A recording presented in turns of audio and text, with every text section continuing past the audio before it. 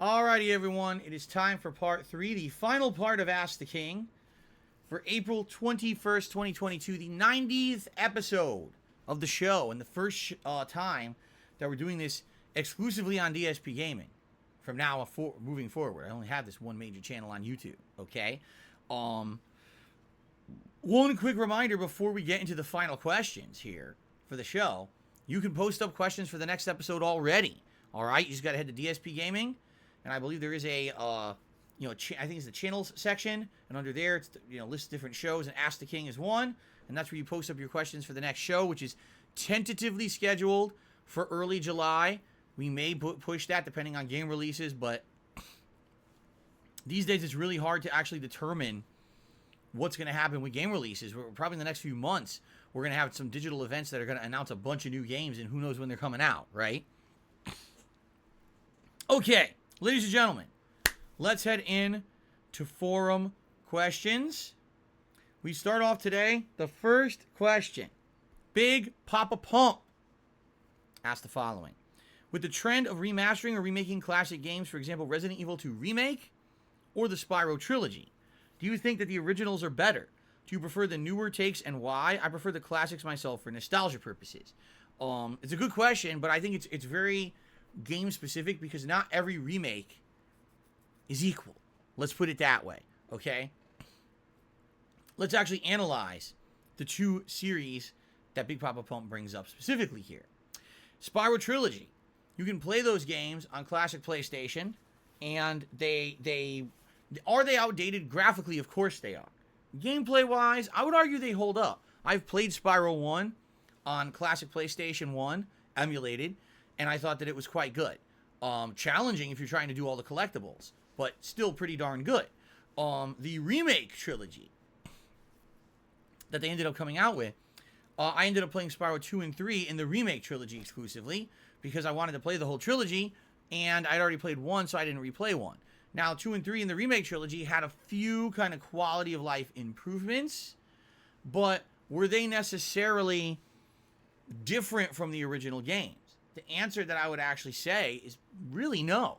They really are, kind of dead on accurate to what the Spyro trilogy originally was. So in that case, even though it was a remake, it really felt like you were playing the original games with some modernized controls and graphics and some quality of life improvements that were very nice, okay? If you were to ask me definitively, what's the better version? I would say, hey, for nostalgia purposes, if you want to really experience those original graphics, controls, field of view, etc., go for the classics. But if you really want the optimal experience, all right, you'll want to go for the Remake trilogy, right? It really is. It's the same games, just kind of better and improved. Okay? Now, Resident Evil 2 Remake, I feel, is a different animal entirely, and here's why. Resident Evil 2 is a classic, okay? It's a game that stands in survival horror history. It greatly extrapolated upon the formula of Resident Evil 1 in many different ways. And to this day, stands as one of the best classic survival horror games ever made. Okay? If you were to ask me in the original, big standout survival horror games of back in the day, I'd probably say Resident Evil 1 and 2, but probably 2 is the better of the two. For nostalgia purposes, I would say, I really like Resident Evil 1. I think it's the better game because I like it. It's the original survival horror game I ever played. It scared the shit out of me when I was young. But Resident Evil 2 definitely is a better game overall, you see. And it's a classic. I would say Resident Evil 2, probably Silent Hill 1 and 2, and then maybe one or two other horror games from that era are the big ones that you would reference if you're talking about the biggest survival horror games of the PS1 era, okay? Resident Evil 2 Remake took the original game, the idea behind it, the basic storyline of it, okay, the gameplay elements of it, broke them all apart and said, how do we make this PS1 game a PS4 game, right? We're going to completely rip this game apart and redesign it from the ground up. And that included the map, the puzzles, the gameplay elements, the graphics, Even the story was kind of a little bit shuffled around and readjusted.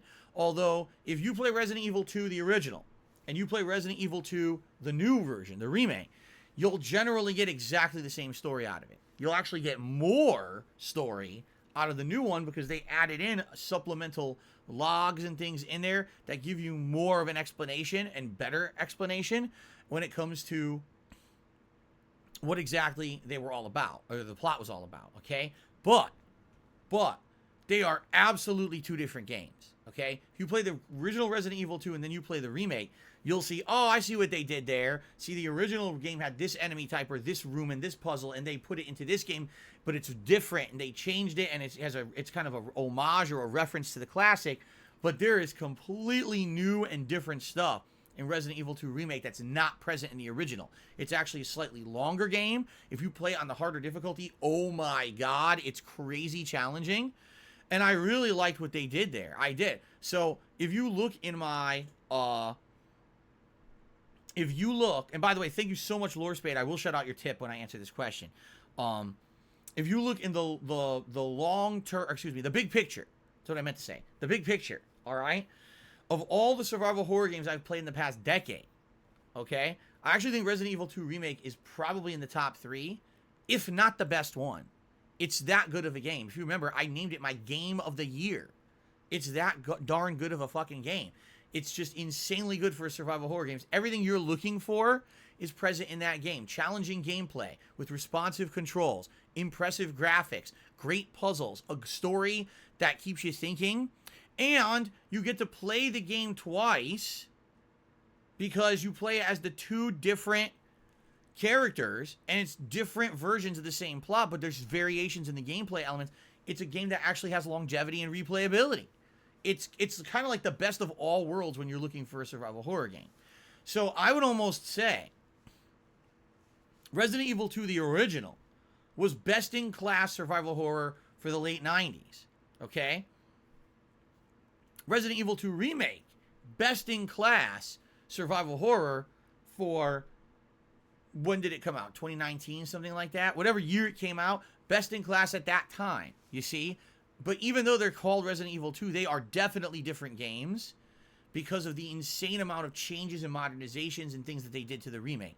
So this is the difference with the Spyro Remake trilogy. If you play the new one, you're essentially playing the classics with some improvements. If you're playing the Resident Evil 2 Remake, you're literally playing a different game, but it has all these references as an homage to the original, and therefore it's actually, in my opinion, is it a better experience? Yes, but that doesn't mean you should skip the original. The original itself is its own experience that's very different from playing the remake. And this is where remakes are not equal. You know what I'm saying? Like, some remakes will just try to just redo that same exact experience slightly better, like Spyro, while others said, no, we're just going to make a whole new game, which is what Resident Evil 2 Remake was. So, honestly, I don't think there's an answer here. Like, are the original Spyro games better than the remake trilogy? Nah, they're about the same, if not a little worse, because they don't have the quality of life improvements and better field of view and slightly better graphics. Is Resident Evil 2 Classic better than Resident Evil 2 Remake? It's a different game entirely. You see what I'm saying? You can't even really compare the two and say which is the better version, because they're different. It's like two different games. Personally, would I like to see more classic games remade for a modern audience and completely remake them from the ground up? Yes. Are we getting that? Actually, no, we're not getting that very often. What we're getting is graphical facelifts. What we're getting is very minor tweaks. For example, does The Last of Us 1, that came out on PlayStation 3, and then within a year was put out on PlayStation 4, need a version on PlayStation 5? No. That is a way to nickel and dime that customer base who loves that franchise and get them to buy the game a third time when it's literally the same game. Was there a reason that Grand Theft Auto 5 had to be on all the consoles? Of course not. It's the same freaking game, you see?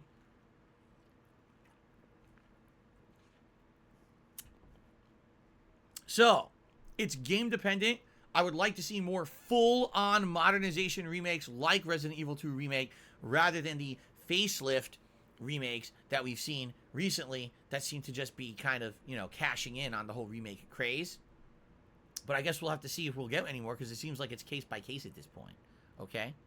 Okay, so Lore Spade, a $50 tip, and he says, the real Lore Spade is tipping DSP Gaming. I respect the hustle, and I like being #1 top tipper. This is not bad content, and I want to see you in a different hat.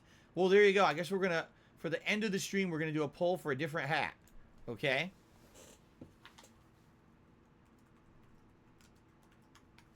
With about roughly a little over half an hour left on the stream. Thank you, Lore Spade. Let's do a poll. See what hat we will do. And the poll can only run for like 5-10 minutes, okay? Because we got to get the hat on before we can conclude the show. Which hat is top tip best?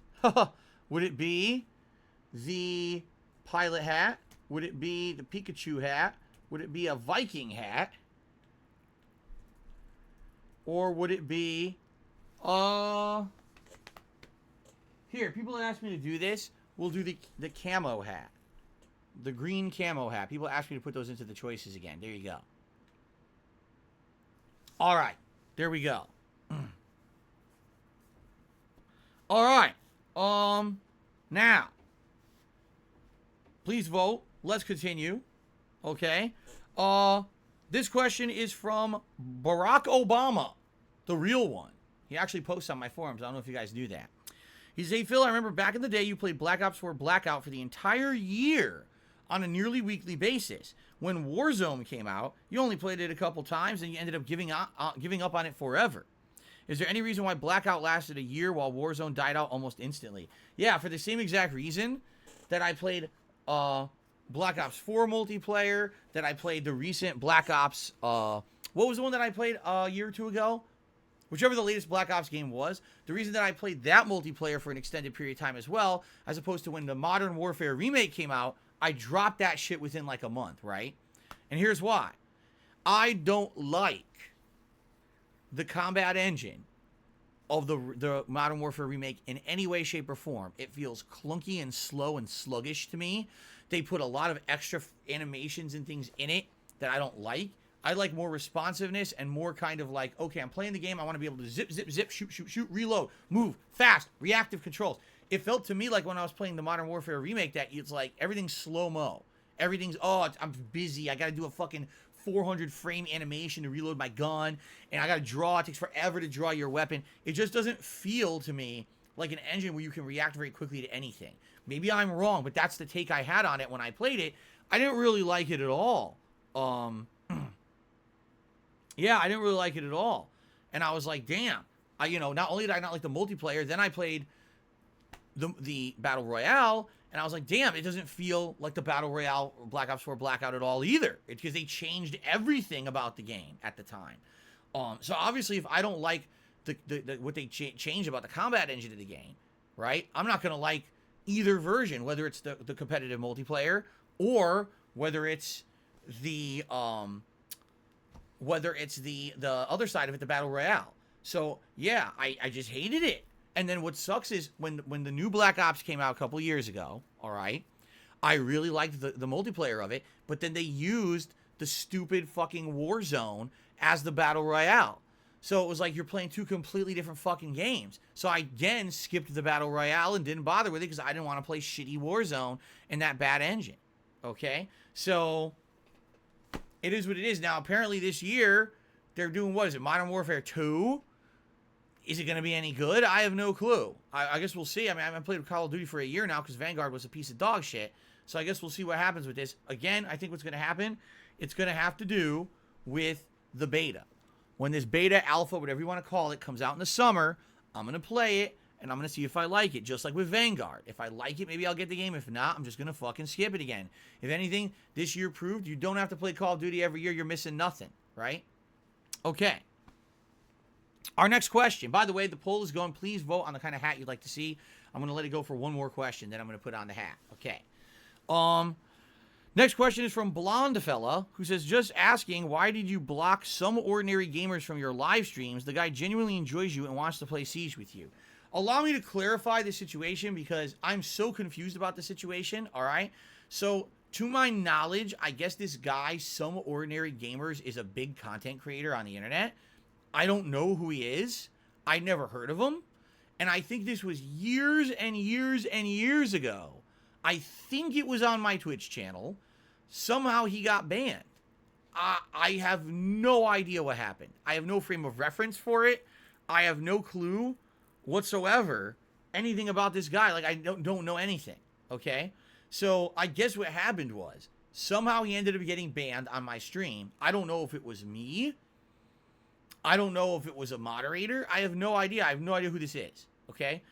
But people started coming to my streams exclusively saying, hey, why'd you ban this guy? Unban him. Why'd you ban this guy? Unban him. Now, it would have been one thing if it was like one guy coming to me nicely asking. It was like people were coming in droves to the streams trolling, essentially. Oh, unban him, unban him, unban him. I don't know who he is. I don't know what you're even talking about. If someone had intelligently come to me at one point and said, hey, Phil, so a content creator came to your stream and you banned him, can you talk to him? Can you work it out? Maybe I would have. But what happened was it seems like the followers of this person were a bunch of fucking idiots with the way that they went about it. And they came and basically kind of like spammed and trolled my stream. Of course, the moderators then banned them too. And it just became like a thing for a few weeks where people would constantly come to the stream saying, why did you ban this guy? Can you unban him? I don't know what you're talking about. And nothing ever intelligent ever came of it. It just kind of just became this ongoing mess to the point where I just didn't care about it anymore. Okay? Now, I swear, that was on Twitch, right?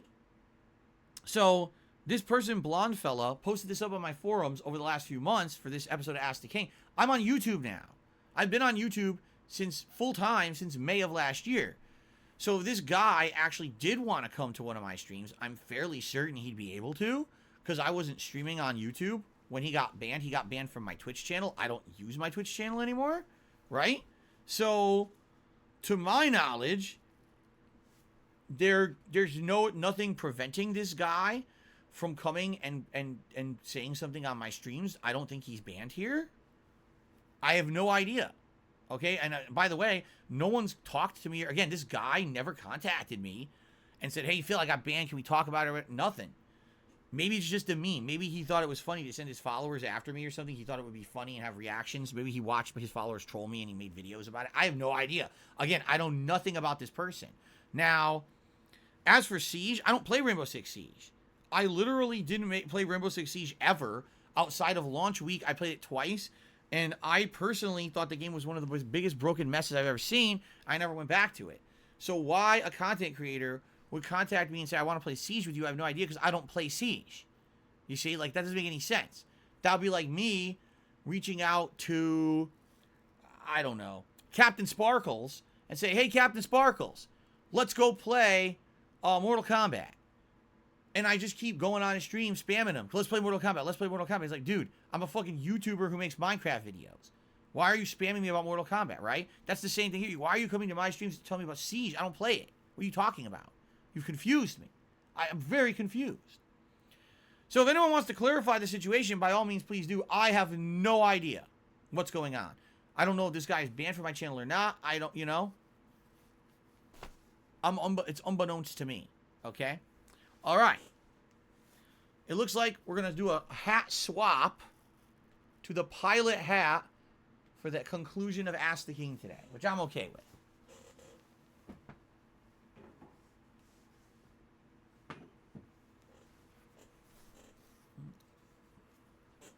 Amazing. Okay, let's continue.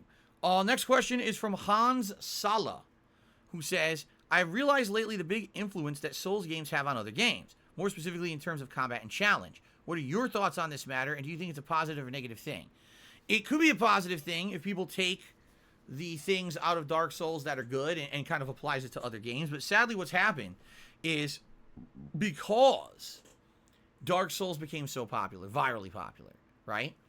These companies basically made a bunch of knockoffs. Lords of the Fallen, and probably another 14, 15 games I could mention just in the last 5 years, took the Dark Souls formula and said, we're just going to make Dark Souls but our version of it with a little spin, a little twist to the gameplay or whatever. But essentially, when you play these games, you realize it's Dark Souls, right? It's their knockoff of it. And sadly, I hate to say it, in all the ones that I attempted,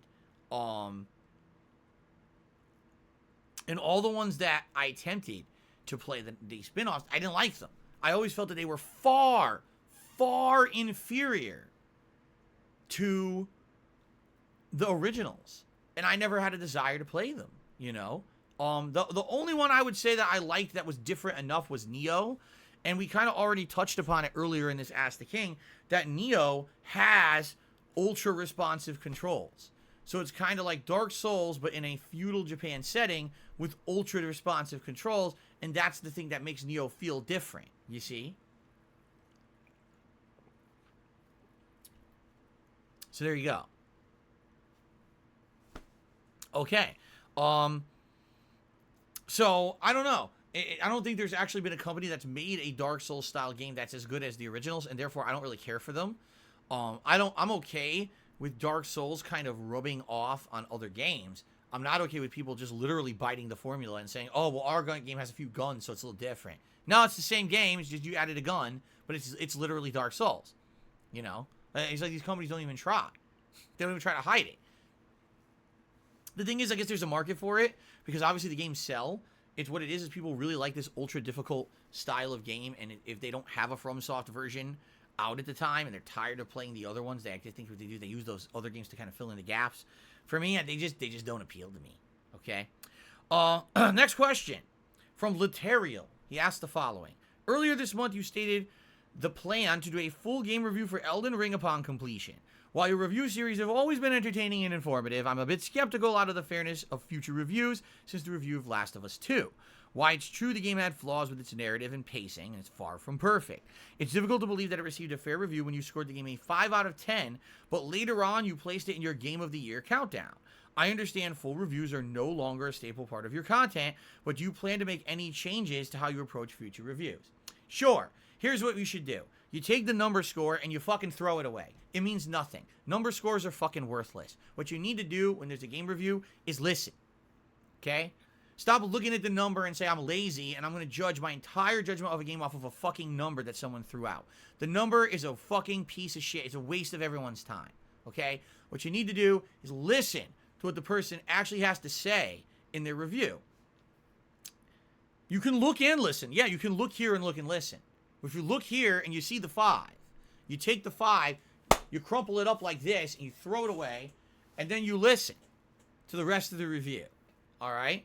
Now, if you actually listen to my Last of Us 2 review, I said I'm incredibly torn about the game because the graphics, the gameplay elements, the world design, right? All of these factors that make a good game are outstanding, best-in-class style examples. The sneaking style gameplay is vastly improved from the first game.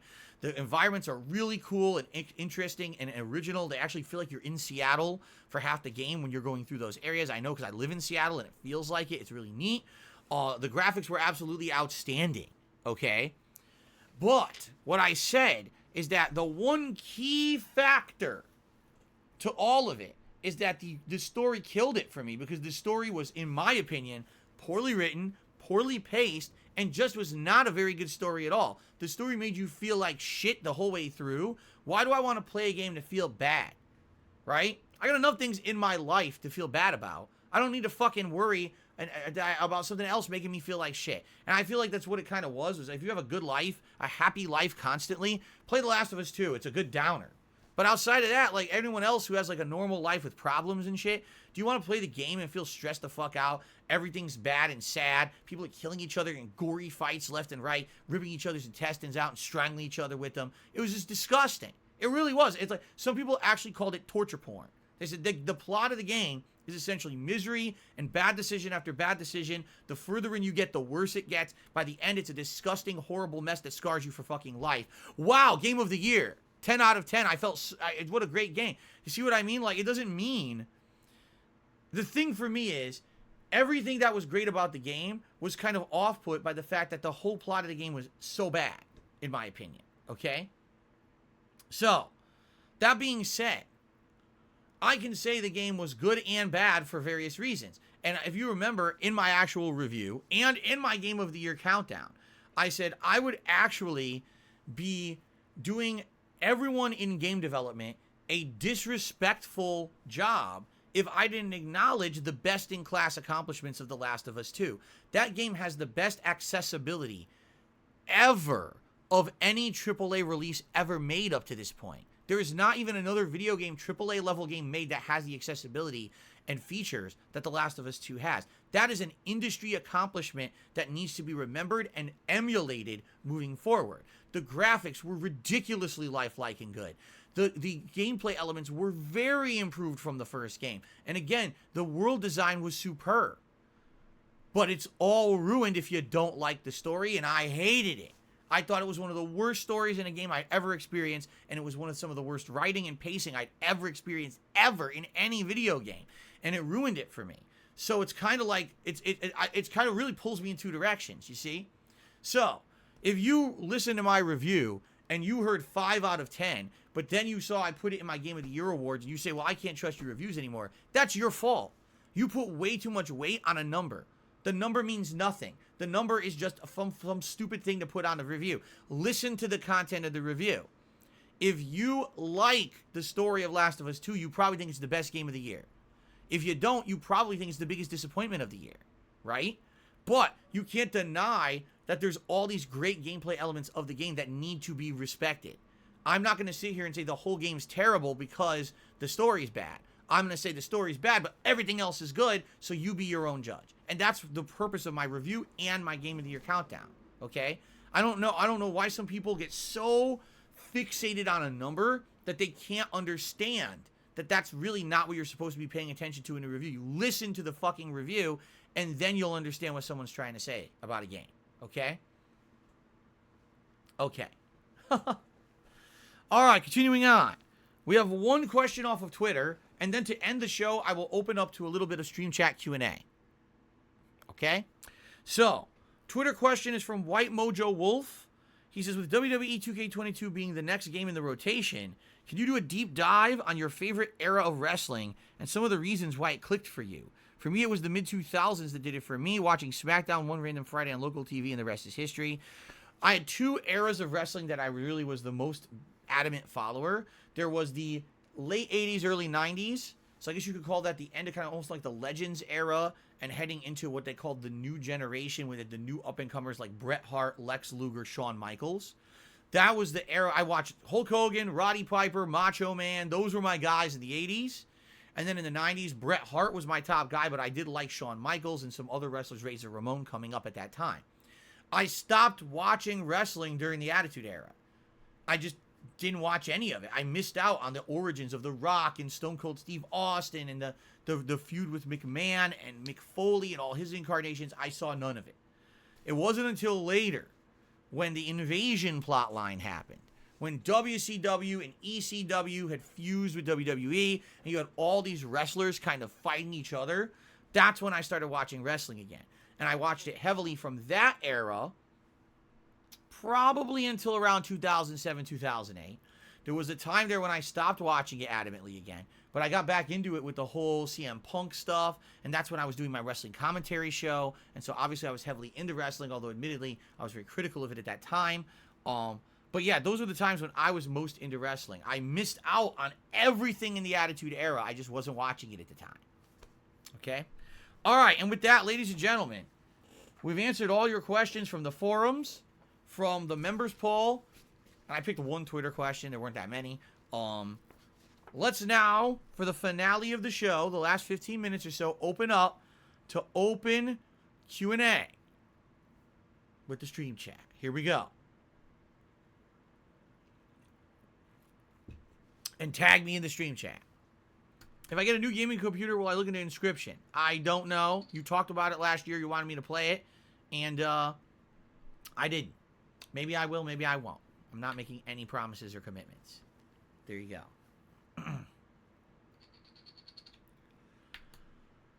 Derek says, what were some of your favorite movie celebrities growing up? For me, it was comedies. I was always into comedies. So it was like Bill Murray, Dan Aykroyd, that kind of stuff.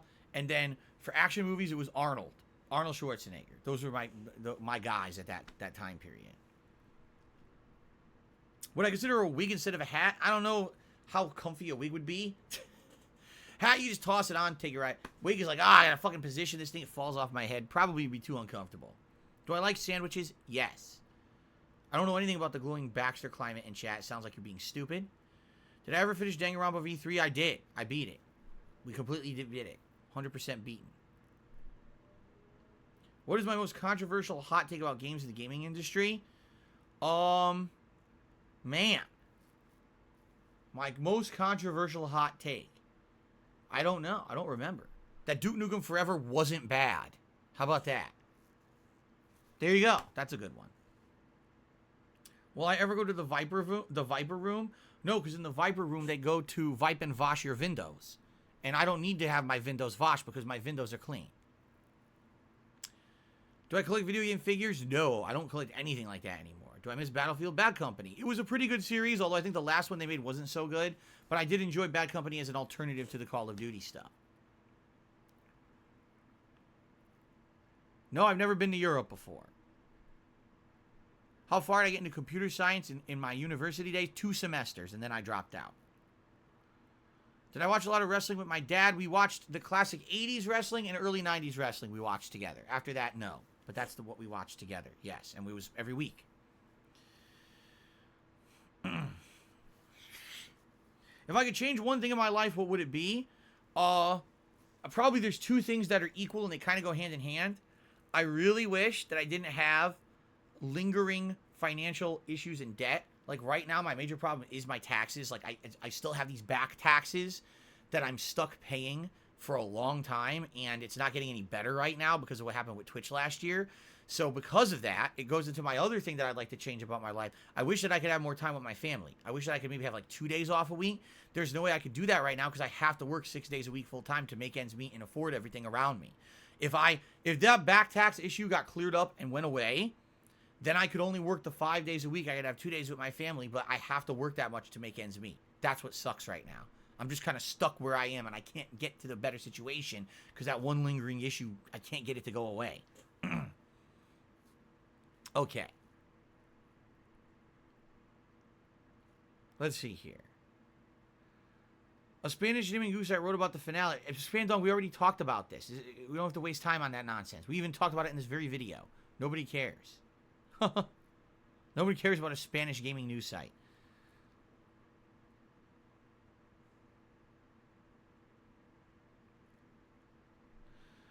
Can I speak a little bit about the upcoming next couple of months gaming schedule? Yes. We'll do it very briefly because I have the list right here. I just recently updated it. In May, Trek to Yomi May 5th, Evil Dead the Game May 13th, possibly Vampire the Masquerade on May 19th, but I'm not sold on that. Cyber Elite 5, which is under Game Pass, May 26th, and the House of the Dead Remake on May 26th. Someone has offered to buy it for me, in which case I said, yeah, I would play it if you buy it for me because I would absolutely like to play it, but I don't want to drop $30 on a game that's 20 minutes long. And Pac-Man Museum Plus, which is also on Game Pass. I'm curious about that. May 27th. Mario Strikers Battle League, June 10th. The Quarry, June 10th. Sonic Origins, June 23rd. Capcom Fighting Collection, June 24th. Fire Emblem Warriors 3 Hopes, maybe June 24th. Cuphead The Delicious Last Course, June 30th.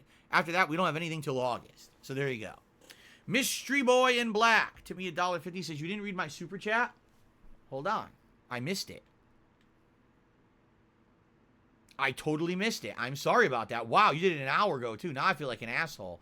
I'm really sorry about that. So, Mystery Boy in Black did a super chat, and he said, would you consider playing the original 3 Spider-Man games on the PS3 or Xbox 360? I really hope that it's something you would do. I'm down for that. I don't know. No one really asked for Spider-Man anymore. They did at one point, and I think I played a few of the classic Spider-Man games, and people never really asked me to play any others. So, there's really no major desire to go back. And I do know that a new Spider-Man game is in development, but we don't know when it's coming out yet. So I don't know if, again, I'm always open to playing whatever if my audience asks for it. If there was a group of people asking and it seemed prominent, then yeah, I would do it. You're the first person who really asked me to go back and do that. Okay. So now he tipped me $1.50. This Mystery Boy in Black. He says, you didn't read my super chat. In case you asked, Spider-Man 1 and 2 are backwards compatible on the Xbox 360. You shouldn't have any problems playing the 3 games. I don't expect you to play Ultimate Spider-Man, even though it's so backwards compatible on Xbox 360. So you're talking, actually now he's clarifying, I think you mean the movie games, don't you? Yeah, I never played any of the movie games outside of Amazing Spider-Man. I played that one. But yeah, again, it really depends on demand. There hasn't really been demand for it, so I haven't considered it. But it's not out of the question, especially if it's backwards compatible. Okay?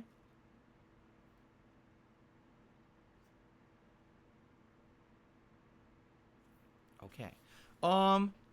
Derek says, are you excited to finally play the Cuphead DLC? Yeah, I loved Cuphead. And I was stoked that there was going to be a DLC, and then it never came out. Here we are like 6 years later, or 7 years, 20 years later, it's finally coming out. I am excited for that. What's the worst game I forced myself to play through for one reason or another? I felt like quitting the entire time. Cyphers, I couldn't answer that. Maybe that shitty fucking game where you chop off, was Extinction? Yeah. The game with the orcs where you chop off their arms and legs like fucking Attack on Titan. That game was shit. Do I like Dragon Quest games? Yes, I love them, actually. Will I ever consider From Software's other game, King's Field? I don't know anything about it. Elsky says, have I seen the Starfield Meet Vasco video that was released recently? No, I did not. Do I think you should be more strict with your rules like Twitch or stay a little more free and less censorship? Depends on the situation. Depends more on... It's not really as much freedom of speech as intent. You know what I'm saying? If someone is literally on YouTube just to harm others, yeah, they should have enforcement on what they're doing. But if someone is on YouTube and they're getting censored for saying things that are like political things and it's freedom of speech to say that, no, I don't think that should be censored. But if literally someone's just there and just slandering someone, attacking someone, that I don't think that should be allowed. Would I consider playing Disco Elysium? I've heard people say that it's great. People don't seem to really ask for it. In fact, recently, it was on Game Pass, isn't it? And people didn't even want to see me play it then, so I didn't do it. Derek says he's a huge Back to the Future fan. What were some of my favorite scenes from each of the Back to the Future movies? I would say Back to the Future 1, the dump truck scene. Is it the dump truck scene in that one where the manure dumps right on fucking Biff's face? I can't remember if that's 1 or 2. Actually, that's 2 because he has the hoverboard. So that's a cool scene. Obviously, when he's playing the guitar at the dance is really cool. I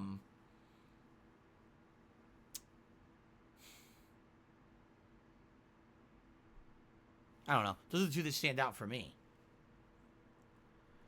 What's my favorite video game soundtrack? I don't have one of all time, but some ones that I like off the top of my head.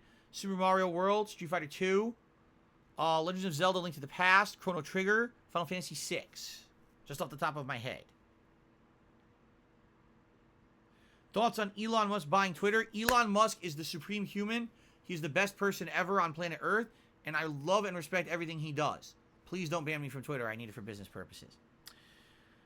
What's my thoughts on having thoughts? I think that it's pretty thoughtful to have thoughts. Thoughts on the new Saints Row? I haven't actually seen anything about it, so I can't have any thoughts on it. Did a turtle crap in here? What a crappy life. Yeah, I think so.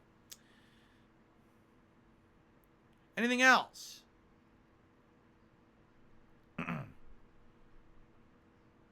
I don't remember any characters from The Sopranos. I can't answer favorite Sopranos character. Except for, what was his name? The guy who was the guy from Italy. Who they got to join the family. He came from Italy to join the family. I forgot what his name was. He was pretty funny. Would I ever play more rage-inducing games? Because I know fans enjoy and tip you for playing them. Not specifically, no. I never selected a game on the basis that it would cause rage. That's actually never happened. The only exception to that would be the Rage-a-thons, where you guys nominated and voted on games to be played that you thought would cause me rage. Half the time they didn't. Yes, I like the original RoboCop movie. No, I'm not keeping up with any current TV shows. Where was my second choice to move when looking at places moving from Connecticut? You mean like here in Washington, or do you mean other location? You have to clarify. Thoughts on playing Elder Scrolls Online chill stream? I know nothing about Elder Scrolls Online. Thoughts on the Beastmaster series? I've never seen one. What's your hardest boss battle you ever done? I have no idea. Probably something from Soft, but I don't know off the top of my head. I can't answer that. It's too wide-ranging of a question. I would need to prepare an answer for that. Do I think haters will ever fizz out? No, because at this point, there's a difference between hating for a reason and hating just to hate and getting enjoyment out of continuing that hate and toxicity, and that's what it is now. They've gone far beyond the realm of logic with what they do, and so I don't think it will ever fizz out because they literally have made their own existence outside of anything I say or do. Yeah. Would I consider on a set of fake glasses to wear? Yes, but we never came up with anything that wouldn't be intrusive. As I said, the reason that Gunnar glasses work really well, they're designed for what I'm doing. They're literally designed for someone who sits here and stares at a TV monitor or a computer monitor all day long because they cut out the blue light. They were supposed to be easier on your eyes to do this for an extended period of time. I can't wear sunglasses because I can't see. You can't wear sunglasses indoors and try to play a game. You can't see shit. So what other reading glasses, right? That basically you just see through them, but they don't really do much. We'd have to find other glasses that I could wear that wouldn't negatively affect things, you see? There you go.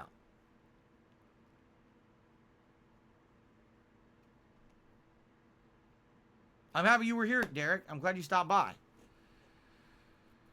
Yes, Capcom's new Fighting King collection is going to replace Friday Night Fights. We're still going to call it Friday Night Fights, but it's just going to be the different game. Now, I hope that the game is good enough that we can have it as our new fighting game, Darkstalkers and Hyper Street Fighter 2. It would be great. And, you know, there's other games in there, too, but I don't think they're very competitive, like Gem Fighter Minimix. It's not a good fighting game. It's meant as, like, a silly gimmick game, but it's completely unbalanced and broken as shit. Not a very fun game to play at a competitive level. I know because I tried in arcades. I hated it. And the other games I don't even think were meant to be competitive games. They're more kind of like alternative fighting games that didn't really catch on because they're not very good competitively. So I might play those on a gimmick, but I'm not going to play those long term. I really think it's going to be Hyper Street Fighter 2 and the Darkstalker series, probably Vampire Savior, that I'm going to be playing the most in that collection. And yeah, that could replace what we're doing now. I hope it does because I don't like the quality of this collection that I play every week. I feel like it should be much better.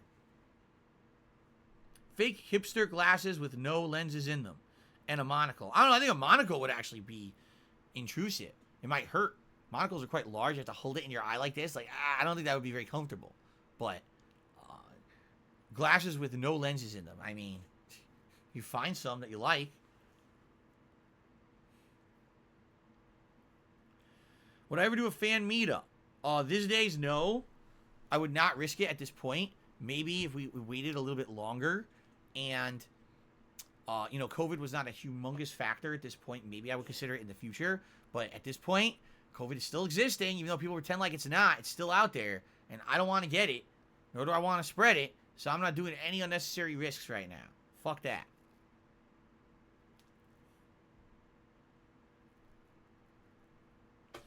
Expand Dog says, you said May to July is going to be a dry spell of games, but with the ones you listed, I think the schedule is going to be packed.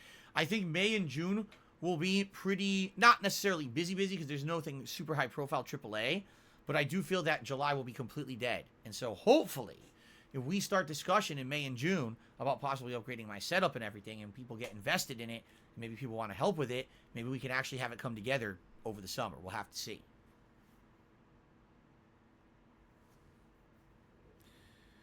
Do I think that Capcom should continue the Ethan and Ethan's daughter storyline for Resident Evil or go back to old characters? I don't even understand it. I really don't even really understand the story. All I understand is Ethan's story from 2 games. I didn't even, the whole daughter thing threw me off at the end, nor do I really understand it at all. I don't know what they're doing. Just saying, tip me $1.50 so I consider playing Little Nightmares 2 or Fortnite. Little Nightmares 2 and Fortnite, the answer is no and no. I already played Fortnite before. I know exactly what it is.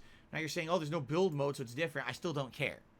As for Little Nightmares 2, I saw someone play it, and I did not like it. I saw actually another content creator play a bit of it, and I was like, wow, I'm glad I did not get this game. So, no. Vampire the Masquerade Bloodhunt releases in a couple days. I talked about it. I said I'm kind of interested, but not really. And by the way, oh, wait, Bloodhunt. Isn't Bloodhunt... That's not a full game, right? There's 2 vampire games coming out soon, I think. I